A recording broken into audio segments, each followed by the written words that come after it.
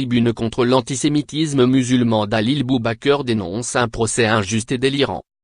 Signé notamment par Nicolas Sarkozy, Manuel Leval, Laurent Wauquiez, Charles Aznavour ou encore Gérard Depardieu, le texte appelle à ce que soient frappés d'obsolescence par les autorités théologiques musulmanes les versets du Coran appelant au meurtre et au châtiment des Juifs, des chrétiens et des incroyants afin qu'aucun croyant ne puisse s'appuyer sur un texte sacré pour commettre un crime. Sur le manifeste. Des centaines de personnes dénoncent un nouvel antisémitisme dans un manifeste. Mais pour M. Boubaker, cette tribune présente le risque patent de dresser les communautés religieuses entre elles. Le président de l'Observatoire national contre l'islamophobie, Abdallah Zekira, a condamné un débat nauséabond et funeste sur l'islam et a appelé les signataires à cesser d'accabler l'islam et les musulmans. Le président du Conseil du culte musulman, Ahmed Ogra, estime que cette tribune est un non-sens, un hors-sujet. La seule chose à laquelle on adhère, c'est qu'on doit tous être ensemble contre l'antisémitisme. Dire que le Coran appelle au meurtre, c'est très violent et c'est une ineptie. Dit Tarek Oubrou, imam de la Grande Mosquée de Bordeaux.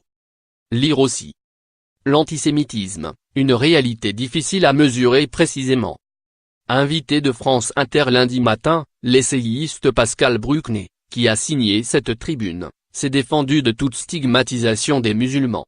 Nous n'appelons pas à la stigmatisation, mais à l'insurrection des bonnes volontés et, dans ces bonnes volontés, les musulmans réformateurs, les musulmans libéraux, les musulmans éclairés sont évidemment d'accord, a-t-il expliqué.